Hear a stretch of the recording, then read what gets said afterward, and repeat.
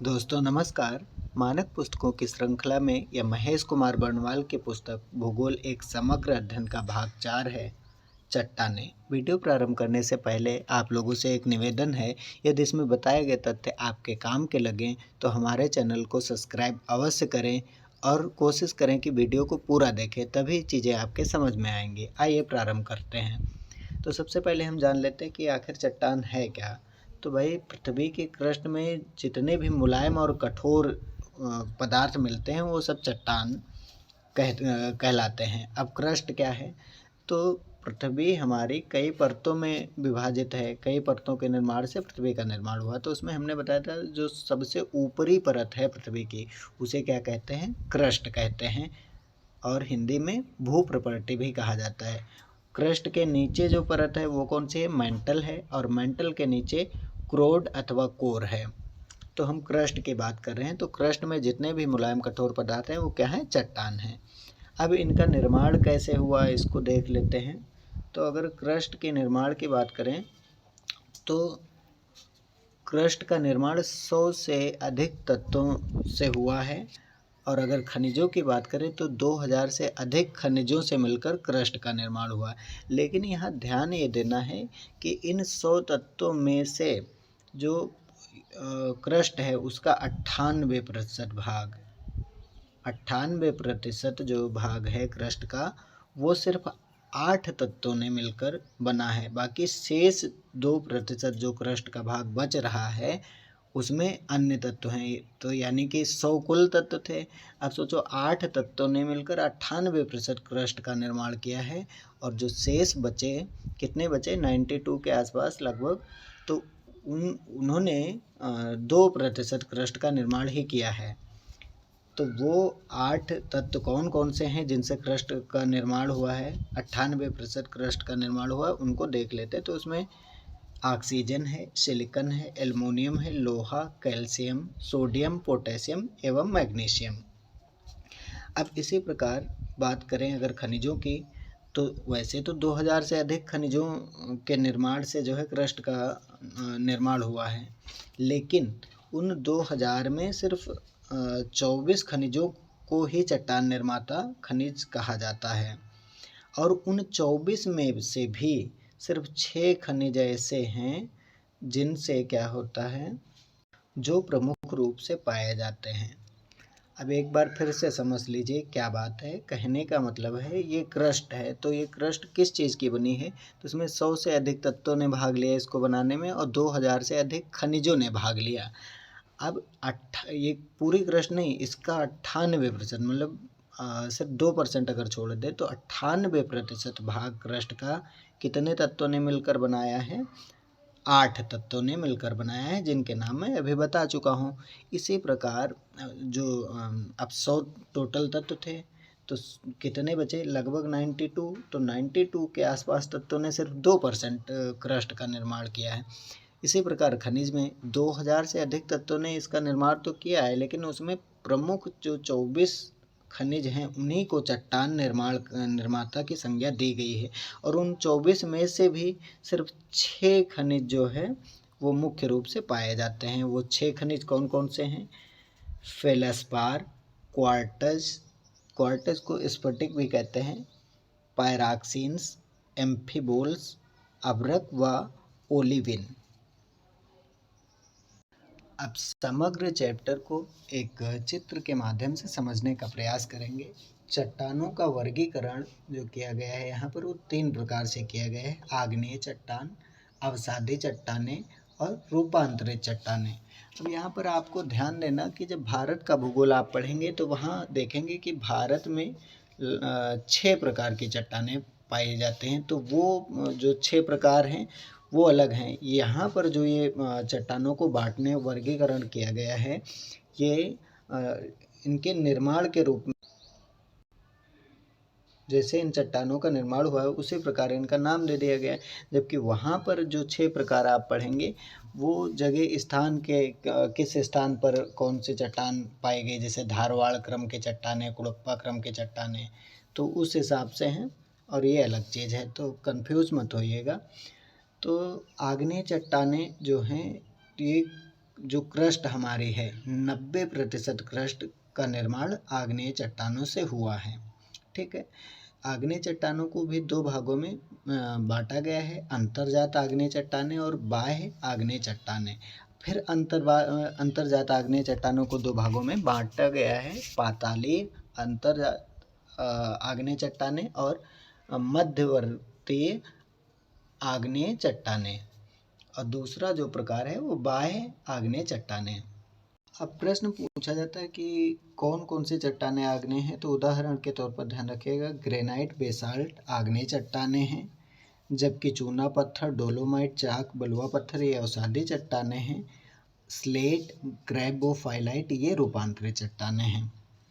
जो आग्नेय चट्टानें हैं इन्हें प्राथमिक चट्टानें भी कहा जाता है, क्योंकि आग्नेय चट्टानों का निर्माण सबसे पहले हुआ, इसलिए इन्हें प्राथमिक चट्टानें कहा जाता है। और जो आग्नेय चट्टानें हैं उनकी खासियत क्या है, ये रवेदार चट्टानें हैं, ध्यान रखिएगा, और जीवाश्म रहित हैं, यानी कि जीवाश्म नहीं पाया जाता है।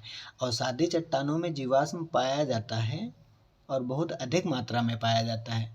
इसी तरह रूपांतरित चट्टानों में भी जीवाश्म नहीं पाया जाता, तो जीवाश्म सिर्फ किस में पाया जाता है, अवसादी चट्टानों में। अब जब जीवाश्म पाया जाता है तो ध्यान रखिएगा कि प्राकृतिक गैस, कोयला, तेल के भंडार ये सब कुछ भी अवसादी चट्टानों में पाया जाता है। जहाँ आग्नेय चट्टानों का निर्माण जो है, क्रस्ट का निर्माण 90% आग्नेय चट्टानों से हुआ है, वहीं पर अगर अवसादी चट्टान की बात करें तो क्रस्ट के 75% भाग पर अवसादी चट्टानें हैं, लेकिन सिर्फ 5% योगदान है अवसादी चट्टानों का क्रस्ट के निर्माण में। ठीक है, जहाँ पर आग्नेय चट्टानें रवेदार होती हैं वहीं अवसादी चट्टानें परतदार होती हैं। आग्नेय चट्टानों के बारे में कुछ महत्वपूर्ण तथ्य देख लेते हैं। तो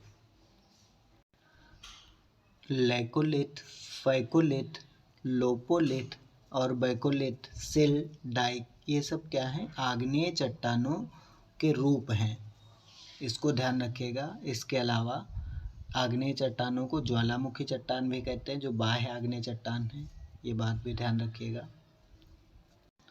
और जो पातालीय चट्टानें हैं वो भी आग्नेय चट्टानों का ही एक रूप है।